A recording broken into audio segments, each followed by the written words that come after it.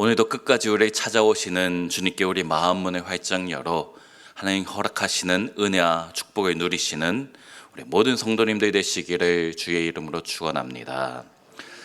오늘 본문인 예레미야 44장은 선지자 예레미야의 마지막 설교입니다. 물론 46장부터 51장까지 그가 이방 민족을 향한 심판의 메시지, 심판의 설교를 하는 것이 나오지만 그 말씀들은 시간상 오늘 본문보다 과거에 선포되었던 말씀이에요. 오늘 본문이 예레미야가 마지막 한 설교이고 그가 이제 역사의 뒤안길로 이 설교 후에 44장 뒤에 사라지게 됩니다. 지금까지 예레미야가 일관된 하나님의 메시지를 선포하였지요. 이스라엘 백성아, 너희가 하나님께 범죄하였다. 그래서 바벨론 제국을 통해서 하나님께서 이스라엘을 유다 땅을 망하게 하셨다라는 것이지요. 하지만 하나님의 심판은 영원하지 않고 끝이 있다. 바벨론에게 포로로 끌려가지만 70년 후에 다시 돌아오게 될 것이다. 하나님께서 은혜 주시면 70년 후에 다시 돌아오게 될 것이다 말씀하였어요.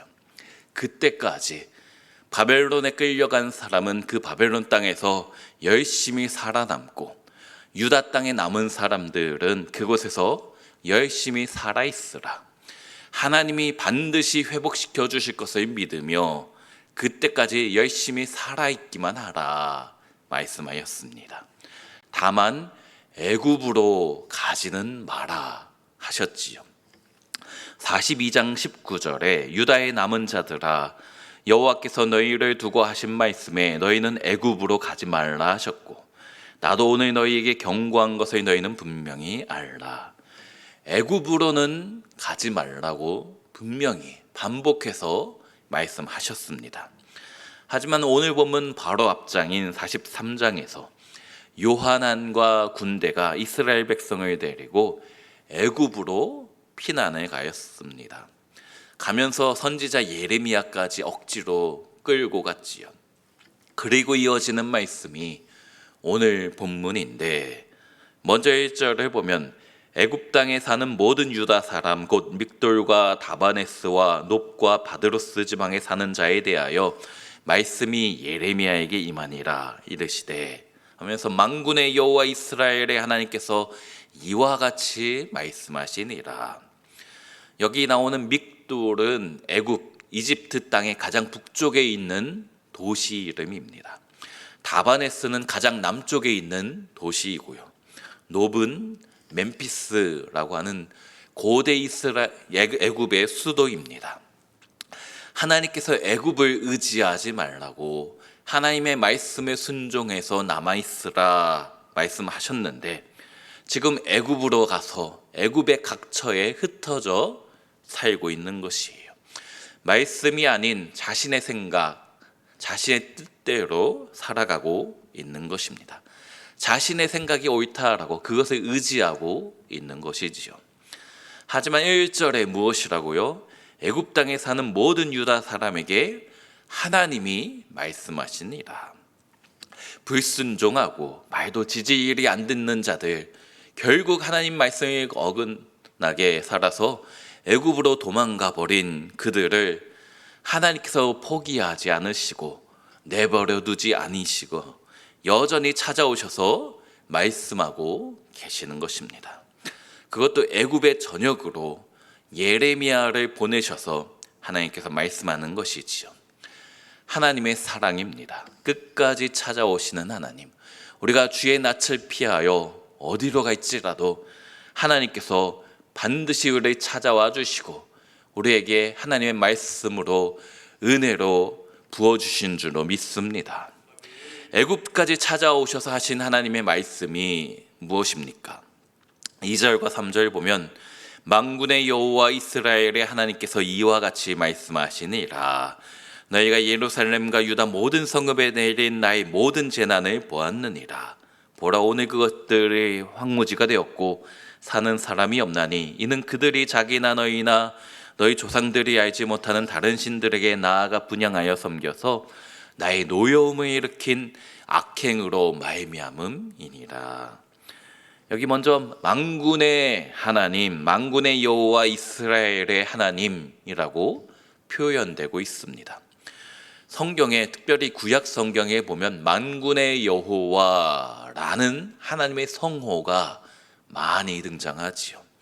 이 만군의 여호와는 전쟁에서 반드시 승리하시는 능력의 하나님을 가리킬 때 주로 사용하는 하나님의 성호입니다. 만군의 여호와, 이스라엘의 하나님, 하나님의 백성인 이스라엘에게 반드시 승리 주시는 하나님이 바로 이 표현인 것이에요. 그런데 하나님께서 하시는 말씀이 너희가 지금 바벨론에 의해서 망하게 되었는데 그 이유가 무엇인지 아느냐? 너희가 믿었던 하나님이 능력이 없으셔서 너희가 바벨론의 신에게 진 것이 아니다. 힘이 없어서 그렇게 된 것이 아니다. 하나님은 만군의 여호와, 이스라엘, 또 우리 온 세계의 하나님이신데, 전쟁에 능하신 하나님이신데, 너희가 지금 이렇게 바벨론에 의해서 망하게 된 것은 하나님의 능력이 없으신 것이 아니라 너희의 악행으로 말미암음이다. 그리고 바벨론은 하나님이 사용하시는 심판의 도구일 뿐이다 말씀하고 계신 거예요. 그러면서 4절에도 하나님이 선지자들을 끊임없이 보내셔서 가증한 일을 행하지 말라. 너희가 믿는 하나님이 가장 위대한 하나님, 신중의 신인 것을 믿고 하나님을 잘 믿어야 되는데, 그런 말씀을 하나님께서 수많은 선지자들을 보내셔서 가증한 일을 행하지 말라 말씀하셨는데, 하나님의 백성이 어떻게 반응하였습니까? 5절 보니까 그들이 듣지 아니하며 귀를 기울이지 아니하고 끊임없이 순종이 아닌 불순종을 하며 살아가는 것이지요. 그래서 7절에 하나님 말씀하십니다. 어찌하여 큰 악을 행하여 자기 영혼을 해야 하느냐. 하나님을 믿지 않고 이방신을 섬기며 자기 영혼이 파괴되고 망쳐져 가는 것을 왜 모르느냐. 8절에도 어찌하여 이러느냐. 불순종에서 이런 어찌하여 그러고 있는가. 너희가 지금 심판을 받았는데도 왜 여전히 그러는가. 10절에 오늘까지도 계속 그러고 있다 말씀하시지요.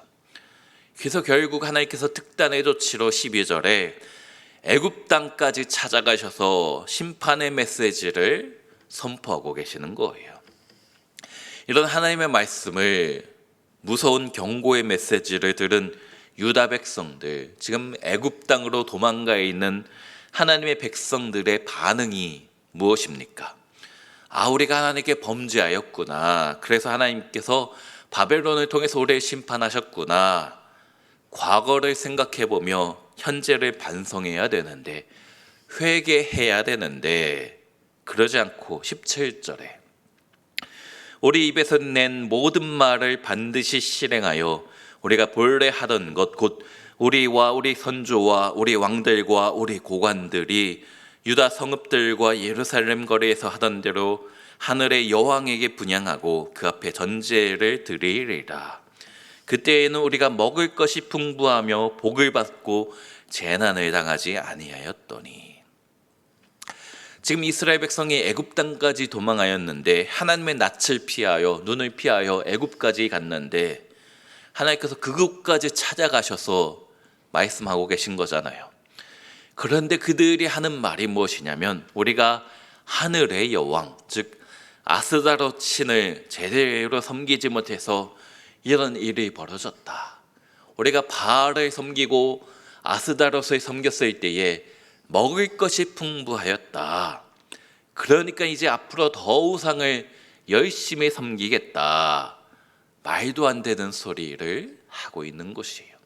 그런 우상 숭배로 인하여서 망하게 되었는데, 한때 우상을 믿다가 잘 살던 것처럼 보였던 그 순간의 달콤함에 취해가지고 하나님을 버리고 여전히 아스다롯을, 바알을, 우상을 섬기겠다 하는 거지요. 그러지 않은 하나님의 말씀이 21절부터 너희가 정신을 못 차리고 있구나. 그래서 결론이 27절에 보라 내가 깨어있어 그들에게 재난을 내리고 복을 내리지 아니하리니 애굽 땅에 있는 유다 모든 사람이 칼과 기근에 망하여 완전히 멸절되리라. 완전한 멸망을 내리겠다 말씀하였지요. 결국 어떻게 되었을까요? 모든 것은 하나님의 말씀대로 되었습니다. 순종해서 유다 땅에 남아있던 사람, 또 바벨론에 끌려갔던 사람들, 하나님의 약속대로 자신의 고국인 이스라엘로 돌아오게 되었는데 끝까지 불순종하여 애굽의 전역으로 흩어져 버린, 떠나버린 사람들, 결국 이스라엘이란 이름에 그 이름을 잊어버리고 애굽의 문화에 동화해서 애굽 사람으로 완전히 하나님의 백성이 아닌 세상 백성으로 사라져버린 것이지요. 하나님 말씀에 순종하냐 불순종하느냐에 따라 인생이 완전히 달라지게 된 것입니다. 이런 강력한 심판의 메시지를 하고 나서 예레미야가 어떻게 되었는지는 알 수가 없습니다. 유대인들의 전승에 의하면 애굽에 있던 유다 사람들에게 의해서 예레미야가 죽음을 맞았다, 맞아 죽었다라는 전승도 있고, 또 하나는 그가 모세가 죽은 그 산의 동굴에 들어가 스스로 그곳의 문을 막아버리고 최후를 맞이했다라는 유대인들의 전승이 있습니다. 확실한 것은 성경에 나와 있지 않으니까 모르지요. 다만 하나님께 끝까지 충성했던 그 예레미야, 그는 그에게 주어진 사명을 잘 마무리한 것입니다. 중요한 것은 이스라엘 백성처럼 불순종해서 영원히 망하게 되는가, 아니면 예레미야처럼 순종해서 하나님의 사람으로 영원히 기억되는가, 우리 성도님들에게 달려있는 것이지요. 오늘 하루, 이 하루 하나님께 올려드리며 우리 삶을 시작할 때에 예레미야처럼 순종하며 사시겠습니까? 아니면 그 애굽으로 떠난 백성들처럼 끝까지 불순종하며 사시겠습니까? 사랑하는 우리 온세계교회 모든 성도님들, 우리 모두 다 말씀에 순종함으로, 하나님 말씀에 순종함으로 주님의 축복받는 우리 모든 성도님들 되시기를 소원합니다. 오늘도 그렇게 주님 기쁘시게 함으로 하나님의 영광의 자녀로 살아가는 우리 온세계교회 모든 성도님들 되시기를 주의 이름으로 축원합니다. 기도합니다. 사랑과 은혜가 충만하신 하나님, 그렇습니다. 오늘도 하루의 첫 시간을 하나님께 드리며 이 한날을 주님 앞에 올려드리며 시작하오니, 주님께서 오늘 하루의 삶 가운데 여전히 주인이 되어주셔서 우리가 만나는 사람들과 우리가 행동하는 모든 것들, 우리가 말하는 모든 대화들 가운데 주님께서 주인 되어주셔서 다스려 주시고 함께하여 주시고 승리케 하여 주시옵소서. 하나님, 때로 우리 삶 가운데 사망의 음침한 골짜기를 지나는 것 같은 괴로운 순간이 있습니다. 하지만 여호와를 나의 목자로 삼기 때문에 하나님께서 우리 삶을 반드시 푸른 초장과 쉴만한 물가로 인도하여 주실 것을 우리가 믿기 때문에 주님께서 의의 길로 인도하심을 확신하며 오늘도 주님과 동행함으로 승리할 수 있는 우리 모든 성도들 되게 하여 주시옵소서. 이 시간 주님 앞에 간절한 기도의 제목들 가지고 나온 우리 성도님들이 있습니다.